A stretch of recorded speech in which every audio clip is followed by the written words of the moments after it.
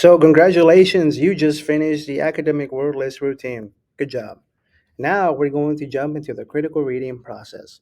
Now, the critical reading is broken down into three reads: the first read, the second read, and the third read. Let's go ahead and look at the first read, getting the gist. Now, you're probably wondering what is gist. Remember, gist, you're just trying to get the main idea of something. If your friend is telling you a story, you would say, hey, just give me the gist. You just want the important details. So, step number one, number the paragraphs. Step number two, pencils down. And three, just read. Once we are done reading, we are then going to create a just statement, the big idea statement. Once we're done creating that just statement, we then share with the partner. So instead of me telling you, we're going to try to do some of these steps together. So for this example, we have the story, Workplace Friendships Are Worth the Awkwardness. Source, where they got it from, The Washington Post by Sarah Carmichael, published January 10th, 2023. So remember, our first step was to number the paragraphs. So let's go ahead and number them. And just an example, I'm only going to number just whatever is on the first page. But again, you as a scholar are going to number all the paragraphs. Remember the indent right here? It means that's the paragraphs. So we'll just number paragraph 1, 2, and 3. So we're done numbering the paragraphs. We're going to put our pencils down and we're just going to read. Once you are done reading, you are then going to create a gist statement. So depending if your teacher assigned you just to read just the first page, the whole story, or maybe just paragraph 1 through 7, depending on the teacher, you're going to create a gist statement, just the main idea. So if I just read paragraph 1, 2, and 3, I'll just create my gist statement. And again, if you're using Kami, you're able to comment on the side by clicking here. And again, we want everything to be organized, so this would be my gist statement.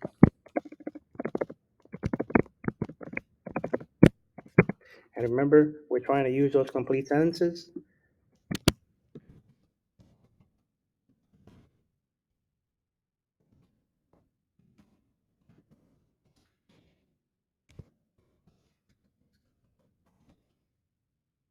So if I just read paragraph 1 through 3, I would use something like the main idea of paragraph 1 through 3 was, and just any information that you felt caught your attention. So if I was reading this, I would say, what, paragraph 2, it says that, it looks like there is a struggle between following your passion, doing what you love, and of course how much money you get paid in a specific paragraph. So maybe I would put something like,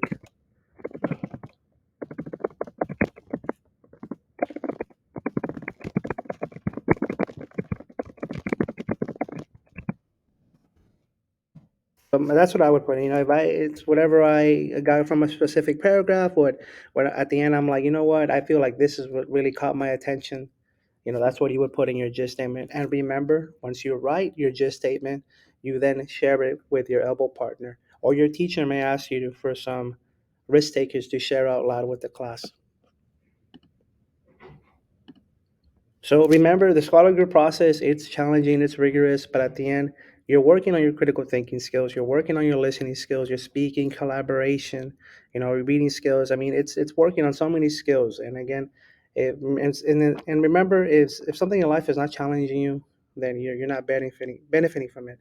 You know. So again, be patient with the process, work together with your teacher and your scholars, and at the very end, and then again, we're all going to benefit from this process. So, congratulations, we just finished the first read. We are then going to jump into the third read. Correction. We're going to jump into the second read and then the third read. So, the second read is the inside, outside, outside strategy. And you're probably wondering, what is that? So, the inside strategy, we're looking at our word. Like if we don't know what a specific word means, we're looking inside the word. We're looking at the prefix, the suffix, the root word to figure out what the word means. The first outside We're using our context clues. We're looking around the word within the sentence to see if there's something that can help us out, that can help us find the meaning of that word.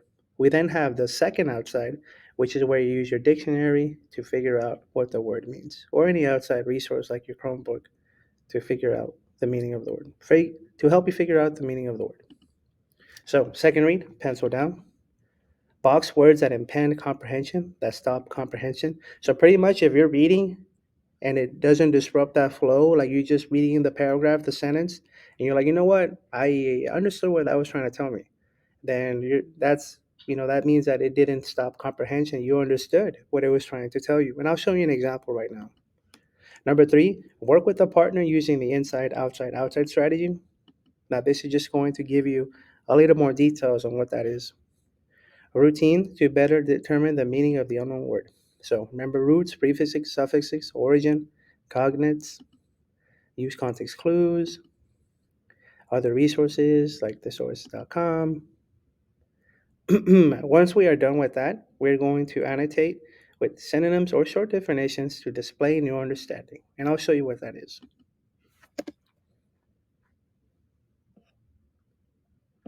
So let me go ahead and jump back to the story. So we finished our first read. We read, we have our gist statement here. We're then going to jump into the second read. So I'm reading, and remember if there's a word that you feel like, you know what, boom, this, I don't understand what this is, then you would box it in. And I'm going to go ahead and click shapes. So I'm reading, you know what, this word right here. This word is going to be one of the words that I'm going to use the inside, outside strategy on. So, looking at the word contentment, remember prefix, in front of the word, something really there, con, and maybe something bad. The suffix, nothing really to help me out. No root word. So I would jump into which strategy next? The outside strategy, which is where I use my context clues. So it says, but a new book by the director and associate director of the Harvard study of adult development taps that long-running study on contentment to make the case that relationships, including our work relationships, are far more important we give them credit for. So relationships, I'm trying to figure out, people are happy in relationships. I'm pretty sure there's contentment here. I'm pretty sure there's a connection between those two.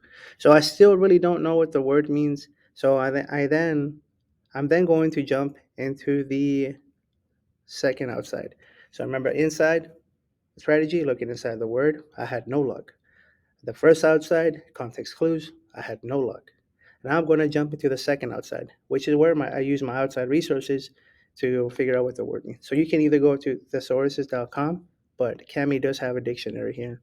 So I'm going to go ahead and highlight the word. Hey, look at that. I have my definition here, a state of happiness and satisfaction. So something that makes you happy and, gives you that satisfaction, satisfies you. So I'm going to copy this definition. I'm then going to use the comment button to add my comment to the side. And I'm just going to paste. There you go. So I have my gist statement, and good thing about Cami, you can move this towards the bottom if you feel more comfortable. But I do have my definition of the word contentment right here. A state of happiness and satisfaction. Remember, we want to be organized. We want to have all our thoughts organized in one section. That way it's not all over the place. So good job, scholars. Good job. Very proud of you. So I was able to do the second read. And remember, when you're reading, you box in any words that you feel you struggle with. So third read, marking the text. It says, read with a pencil, circle keywords or phrases, underline main ideas. So let's go ahead and do that. Back to our story. Go ahead and use my tool button here. So The teacher told me to pay attention to paragraph 1, 2, and 3.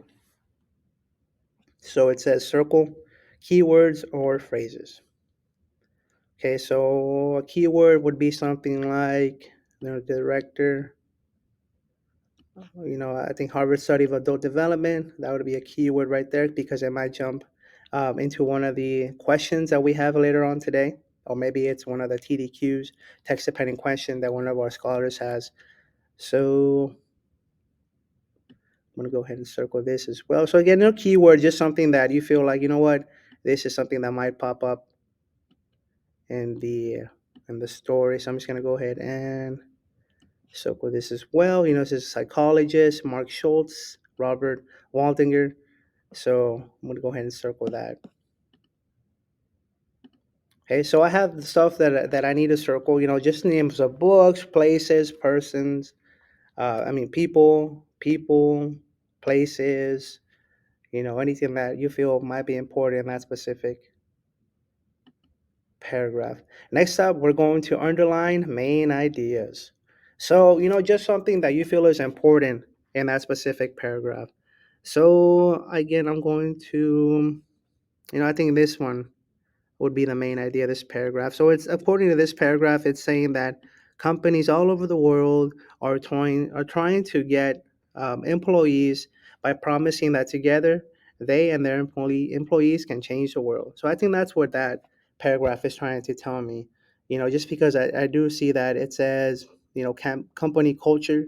When you think about company culture, it's just what that company stands for. So I think that really helps me better have a better understanding of paragraph 2. According to paragraph 3, it looks like it's just mainly about, the study of, how work affects who you are and how work relationships are really important. So let me see. Mhm. You know what? I'm just gonna go ahead and underline long running study of contentment. Remember, contentment was what makes you happy.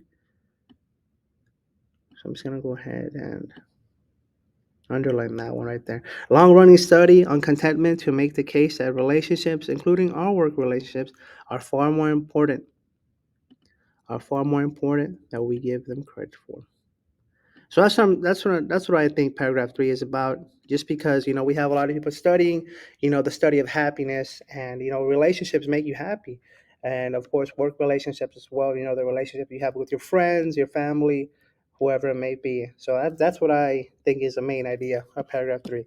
And remember, when doing this activity, I mean, you're working with your able partner, you're sharing, hey, look, I underlined this main idea because, and again, your main idea might be different than the person next to you. So don't worry if you feel like, hey, look, we're not circling the same thing.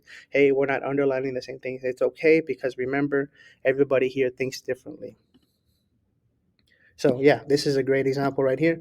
You compare your interactions with your partner using the following sentence frame in paragraph number 3. I circled or underlined because. So good job, scholars. Congratulations. We got through the critical reading process. Next up, the scholar groups.